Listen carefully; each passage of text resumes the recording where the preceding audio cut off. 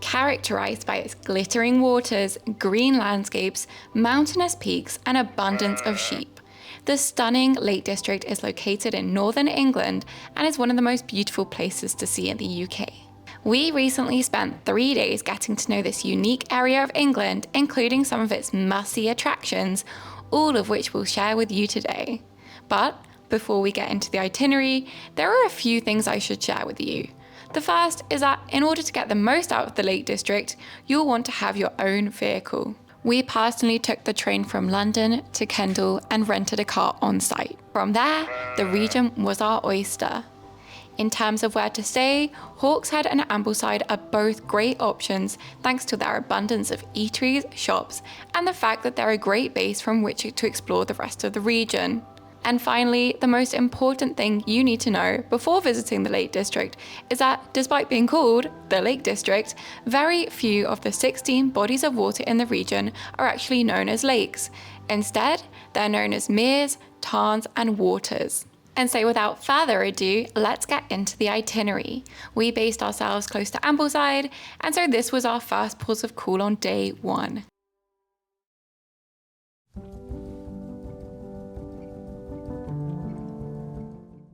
The main church in town is St Mary's Community Church and Parish Church, and its impossibly high steeple can be seen from miles around. If you're looking for an activity that's a bit different from visiting the lakes, then there's also a mini golf.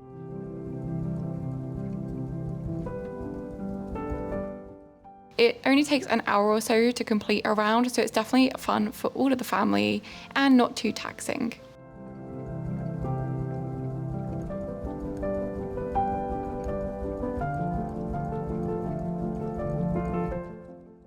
You may have already noticed this in the clips and you'll see it as the video progresses, but I have a rather embarrassing confession, and that's that I didn't own a raincoat prior to visiting the Lake District, even though it's the rainiest part of the UK.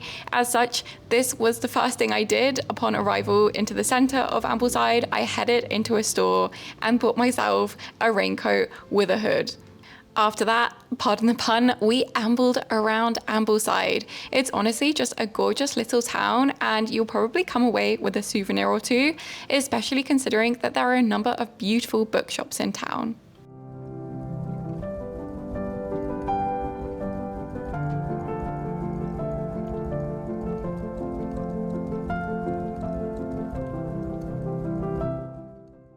One particular example of architecture in the heart of Ambleside that I'd like to draw your attention to is the Bridge House. This fine example of 17th century architecture is a rare survival in a region where the climate is bitter and the weather rules all. The Bridge House has seen plenty of uses over the years, including as a counting house for a nearby mill, a tea room, a cobbler's, a chairmaker's workshop, and was even once home to a family of 8. After another short wander around the town, it was time to leave Ambleside and head to explore what the Lake District does best, the countryside.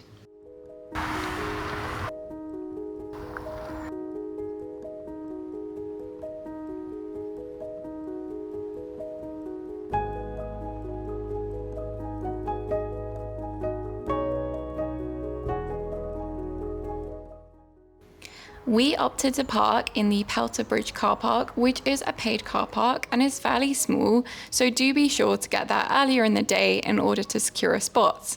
It's a really good place to park because it gives you access to the 3 main things to do around Rydal Water. That is Rydal Cave, more on that in a bit, Rydal Mount Gardens, which we'll go to shortly, and the Stepping Stones. As the stepping stones are only a 10-minute walk or so away from the car park, we decided to tackle those first. Unfortunately, I couldn't find a great deal online about them. In fact, even on Google Maps, they're literally just listed as stepping stones. They're part of a longer walking trail, but you can reach them from the road. Just be careful when you go because they can get really slippery when wet, so be cautious.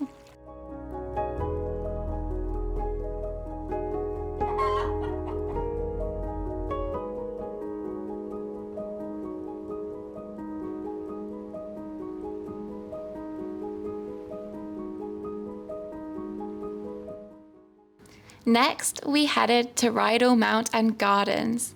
To be honest, this was a bit of a pricey attraction, but you do get to see the family house and gardens of William Wordsworth, and so it's worth checking out if you're a fan of English literature. The house is also much less quiet and off the beaten path than any Beatrix Potter attraction, and so to be honest, we had the place to ourselves during our whole visit, apart from this little cat.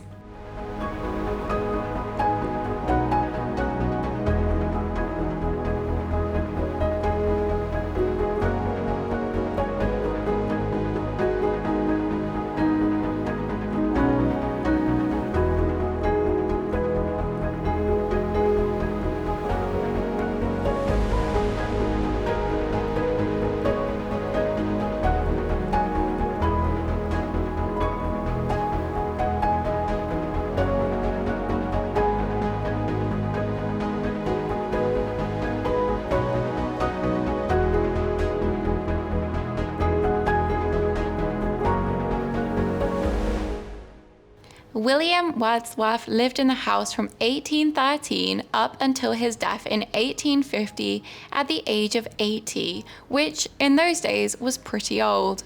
Step inside today and you'll find that the house appears much as it would have done during his lifetime.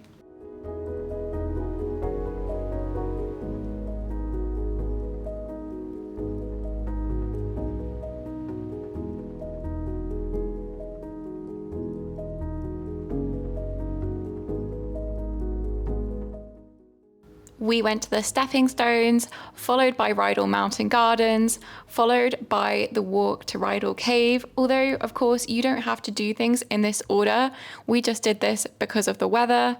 Anyway, we headed back towards Pelter Bridge car park before taking the track that leads to Rydal Cave, which was my favourite of the 3 attractions that we saw around Rydal Water. It's also free to visit, and so definitely one of the best budget things to do in the Lake District.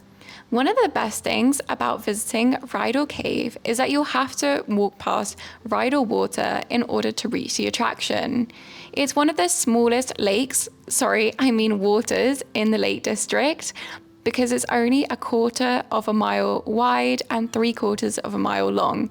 However, it's widely regarded to be one of the most beautiful to visit. It's also really easy to reach from Windermere or from Ambleside, or alternatively from Grasmere, which we'll go to afterwards.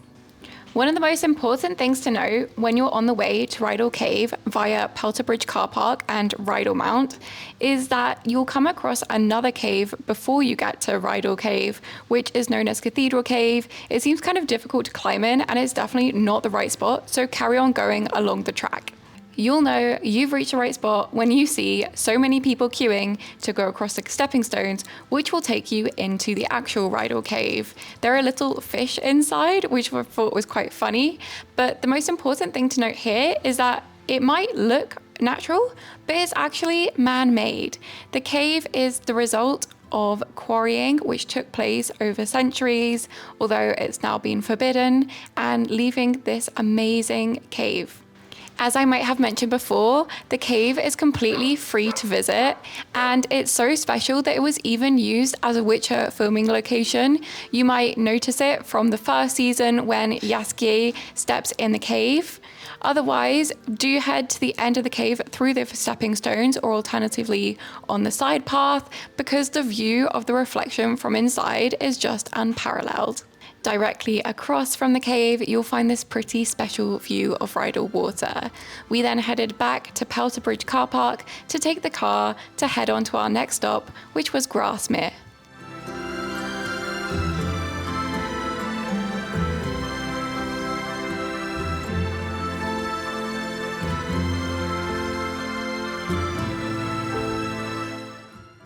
Grasmere is undoubtedly one of the most special places in the Lake District, and it's personally my favourite town to visit. It's actually surprisingly popular, despite the fact that there's no train station to reach it. In fact, it is so popular because William Wordsworth lived there for several years, and he is interred in the churchyard of the 13th century church. Most of the buildings in the town date from the 19th or 20th century, though you can find some older buildings if you look hard enough. Apart from the William Wordsworth connection, one of the most important things to note is that Grasmere gingerbread comes from here, although there are several different gingerbread shops across the Lake District, so you don't have to wait in this incredibly long queue to try some. On the day that we visited Grasmere, it also happened to be my birthday, and so I thought that there was no better time than to treat ourselves to a favourite English pastime, go for an afternoon tea. We went to Baldry's, which has become something of an institution in town. It's quite old, and the tea and coffee is served in these delightful cups and saucers. Afterwards, we decided that it was time for a stroll around the town. Much like in Ambleside, you'll find that there are plenty of delightful souvenir shops, so you'll probably come away with a gift or two for someone special in your life, or indeed for yourself. I have to admit that my personal favourite of the shops was this one called Hurdy. We came away with a postcard, and they have all kinds of sheep-themed products.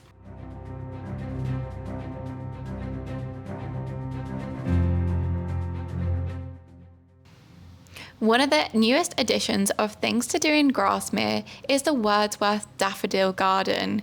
This peace garden was installed in a little bit of grassy land between the river and the church, which was once abandoned and left to the elements. Today, it's a peaceful spot where you can sit and watch the world go by. One of the exits from the Daffodil Garden leads directly to the graveyard. This quiet, secluded, and peaceful final resting place is where you'll find the gravestone of William Wordsworth himself. Like most churches in the region, the village church of Grasmere is free to visit, and it dates all the way back to the 13th century. You can step inside and learn more about the church by looking at the stained glass windows, admiring the architecture, and imagine how it must have felt like to have entered the church many centuries ago.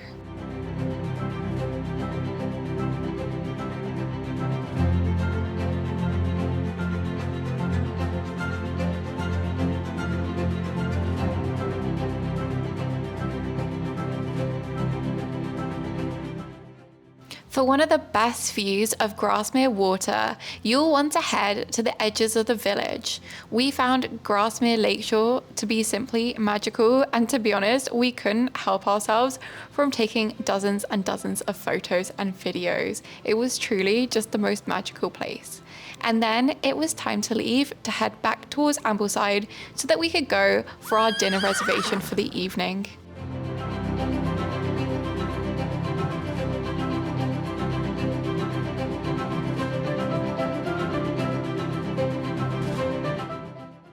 We found the Drunken Duck quite by accident when we were on the way back to our accommodation. However, it turned out to be honestly one of the best dining experiences I've ever had in the UK. It's literally just on the side of the road, maybe a few miles away from Ambleside, and it's just an unassuming pub with a beautiful, gorgeous surrounding. You can get a drink and sit outside on the tables, weather permitting, and watch the world go by. What's so special about this pub is that not only does it function as a pub where you can get a pint or a Coke or a coffee, but they also have a wonderful dinner reservation system. So you can book to go for dinner, and they have set courses, and honestly, the food is delicious. They have vegan and vegetarian options, and we want to go back ASAP. I kind of wish I'd filmed this, but each day we would have breakfast at our accommodation before setting out for the day. On day 2, we headed first thing to Hawkshead. Now, I don't know whether this is because we went to Ambleside and Grasmere first, which are honestly some of the most busy but also beautiful towns in the Lake District. But in comparison, Hawkshead was so tranquil and quiet, and we really enjoyed walking around the little streets, soaking up the atmosphere and trying some local delicacies. Now, you might recall me mentioning that you don't have to queue in Grasmere to try Sarah's Grasmere gingerbread. Indeed, there's an actual shop where you can head to in Hawkshead. We were literally the only clients in the shop for a little while, and so we picked up some Kendal mint cake to try, as well as the famous gingerbread.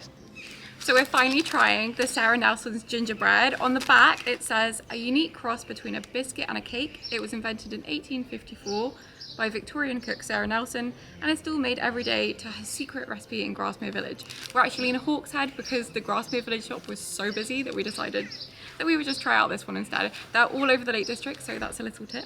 And let's try it. Okay, it looks kind of like dry and very, very hard. It says on the back it's between like a biscuit and a cake, is it? Okay.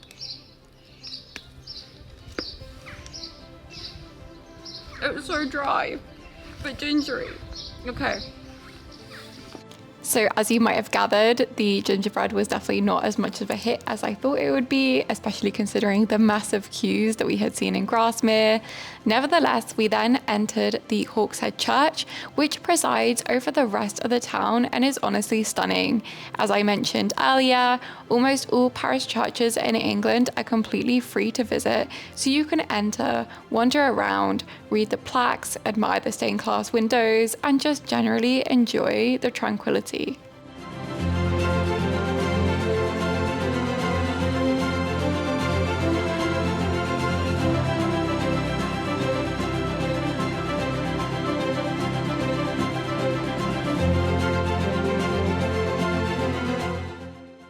Afterwards, we got back in the car and we drove to the next place, which was Ash Landing Car Park. Now, I don't think I mentioned this, but almost all car parks in the Lake District are paid for unless you're the member of the National Trust. Anyway, everything in the Lake District is just so green. I hope this is coming across on the video, but because of all the rain all of the time, honestly, even through the summer, it's always so green, so lush, so beautiful. Welcome to Claife viewing platform. This is owned by the National Trust and it is one of the best views of Windermere, which is the largest of the waters in the Lake District. Let's go and explore. Claife viewing station is completely free to visit, apart from the car park of course, and what's rather interesting is that while it looks like a castle ruin, it was always intended to be a tourist attraction. It was constructed in the 1790s and then later expanded and was literally built to accommodate wealthy tourists. In the beginning, where you see the empty windows would have been stained glass windows, and visitors could have looked through each of them to discover how the lake and its surroundings might have looked like during the different seasons.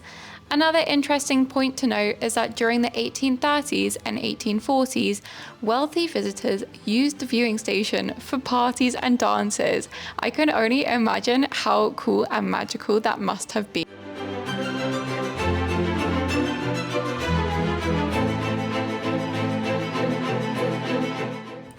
There are actually two parts to Claife viewing platform. In the lower part, you'll find Joey's Cafe. This delicious eatery serves up all kinds of vegan fare, including loaded nachos and all kinds of tasty cakes.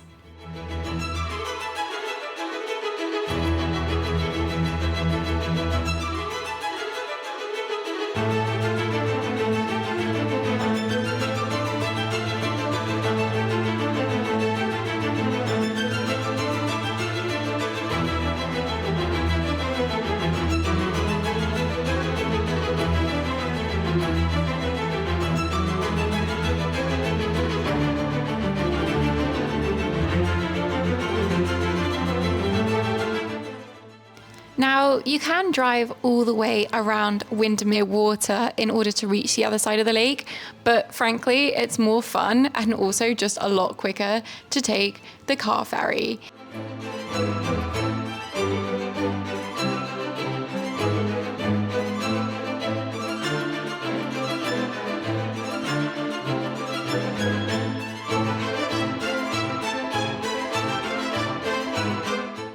Our next stop was honestly somewhere that I have never seen in any travel guide nor heard of. I actually found it because when I go away, I tend to kind of just scroll through Google, like the map itself on my phone, and kind of look at what's around and click on places that might be interesting, and that's exactly how I found Holehird Gardens. These are a really beautiful set of gardens overlooking Lake Windermere, and what's more is that they're completely free to visit. I couldn't believe it either.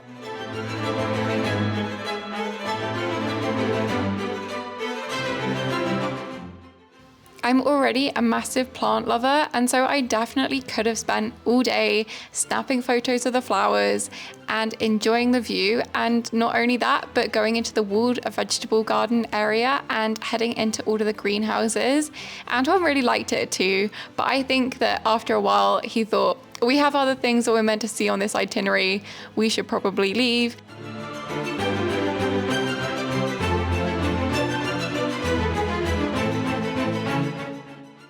Holehird Gardens is a 10-acre fellside garden and was once a part of the Holehird estate, the house of which is now separate from the gardens.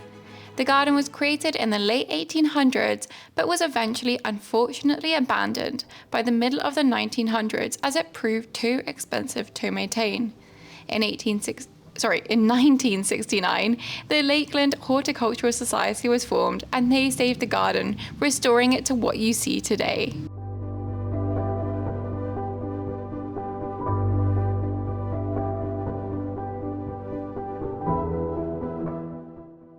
The closest town to Holehird Gardens is Windermere, which is one of the biggest towns in the Lake District. It's also one of the only towns that is served by a train station, and so as you can see, it is pretty busy.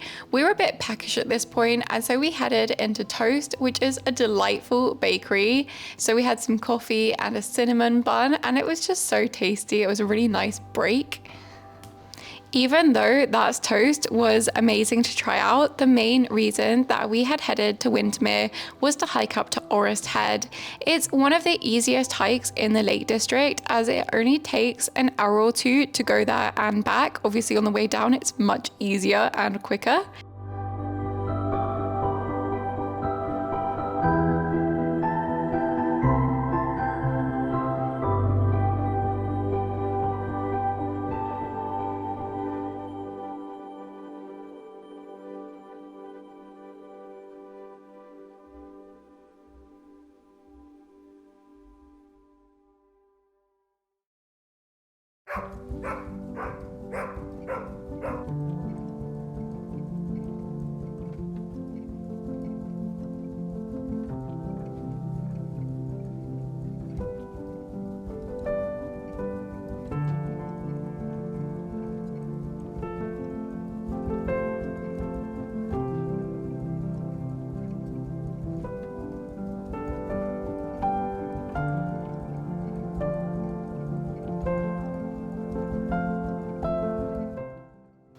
And if you thought that this day was fairly long, then you would be correct. So if you want to repeat this itinerary for yourself, do be sure to get up early because there is a lot to pack in.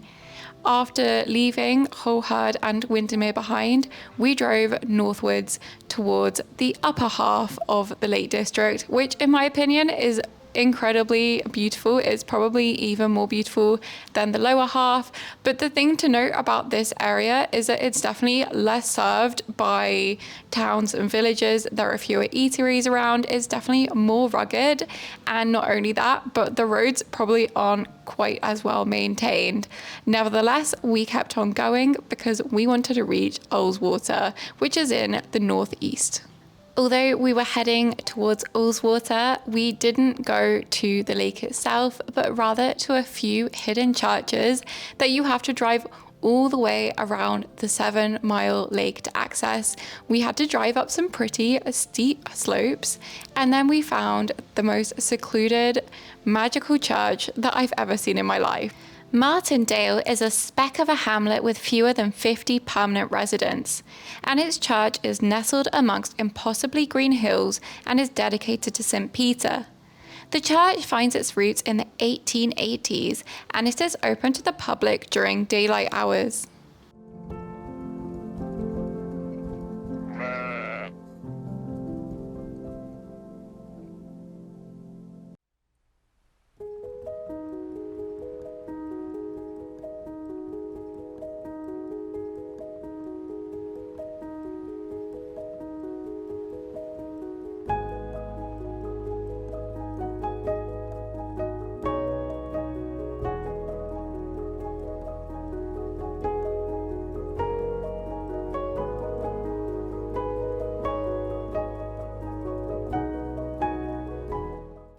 Just a mere 10-minute drive away from this sanctuary is another, even more secluded place of worship.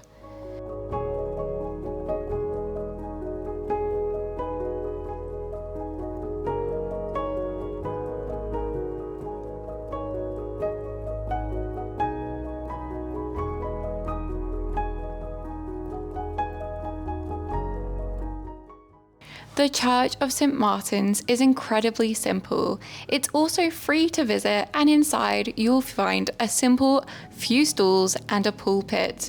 Rather interestingly, the vicar is buried under a yew tree.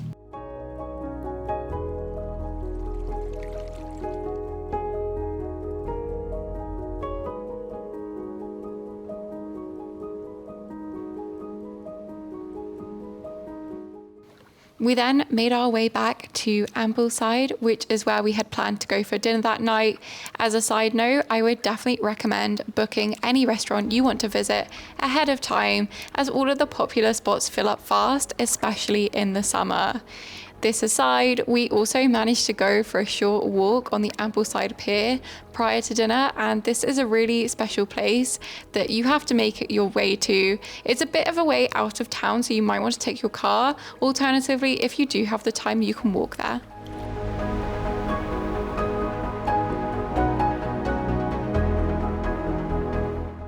For dinner, we had booked ourselves into Fellinis, which is an all-vegetarian fine dining restaurant.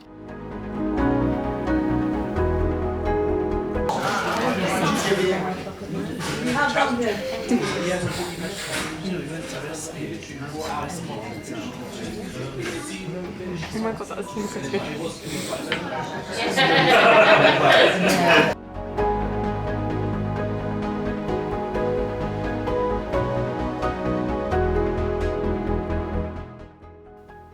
And if you thought the third day of this itinerary would have fewer things to do and be a little more relaxed, then you would be wrong. After all, the Lake District is literally so full of things that you could probably spend 2 weeks here and not run out of activities and things to do. Now, I'm not sure that I already mentioned this, but the Lake District is actually really close to the sea, and this is what leads to its rainy nature. Because it's so elevated above sea level, the clouds kind of go up, and then I'm not really sure, I'm not a geographer. It's the same with Dartmoor National Park and Exmoor National Park, but basically there's a lot of rain and it's very green because of this proximity to the sea.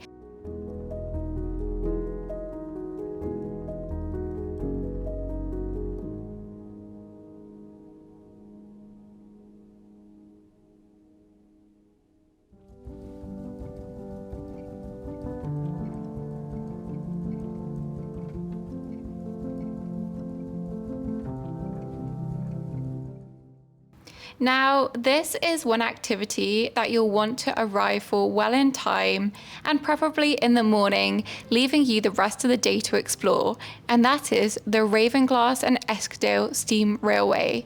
This is one of those activities that's fun for all ages, and we saw people with their kids and even their dogs. In fact, there was a dog who tried to steal our sandwich on the train, but I don't think I got footage of. This steam railway is one of the oldest and narrowest steam gauge railways in England. To be honest, I don't really know what that means, but I do know that that makes this railway particularly unique.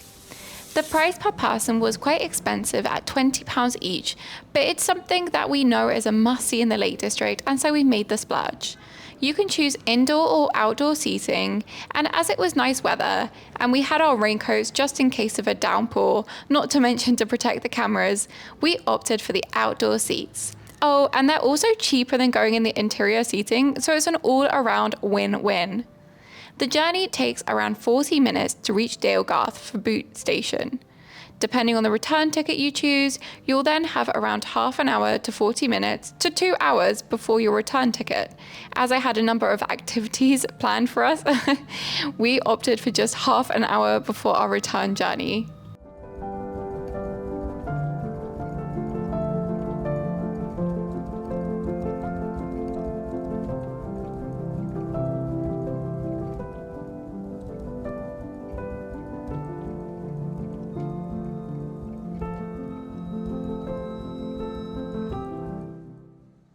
After leaving, we made the drive to Wast Water. This is widely regarded to be the most beautiful lake. Unfortunately, the weather was definitely not on our side. I had a thick coat on and my raincoat and I was still cold. I can't believe that there were people swimming and having picnics on the lake, but there you go. It was still beautiful nonetheless.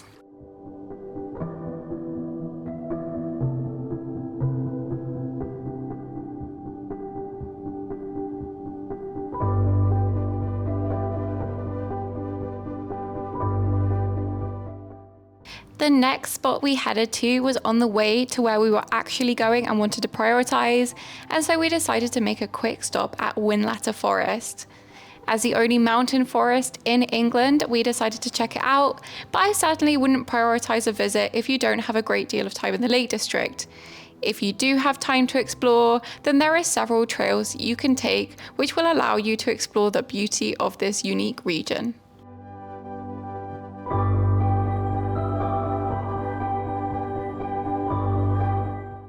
Some might say that we saved the best of the Lake District until last, because for our final afternoon, we spent time exploring the wondrous nature around Keswick. Our first port of call was Castle Rigg Stone Circle. Much like Stonehenge, no one quite knows who made or who erected the stones of the stone circle. With this being said, it's thought that it's around 5,000 years old, and the best bit is it offers panoramic vistas over the surrounding countryside.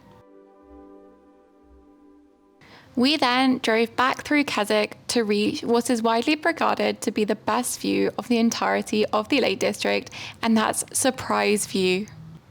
I'm pretty sure that no one actually knows how Surprise View got its name, because yes, that's the real name. But one story I read goes that Queen Victoria visited the area, and when she turned the corner in the forest and saw the view, she said, "Oh, what a surprise!" And that is how it allegedly got its name.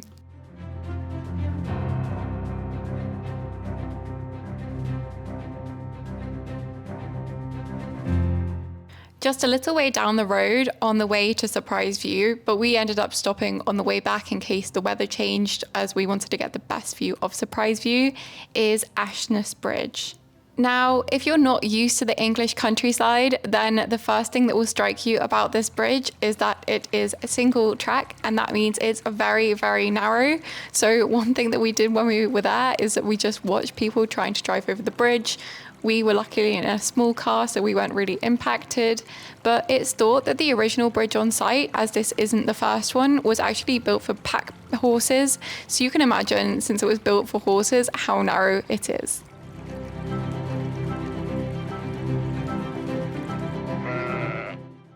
Now, the last place that we went to in this itinerary is probably going to be a highlight of the trip, and that's why I left it until last, and that is Friars Crag. It's sometimes known as Friars Crag as in plural friars, Friars Crag as in one friar, or just Friars Crag. I'm not really sure why. Anyway, it overlooks Derwent Water, close to Keswick, and it's just a 15-minute walk away from the closest car park. It's a really peaceful spot where you can sit in the park, sit and reflect.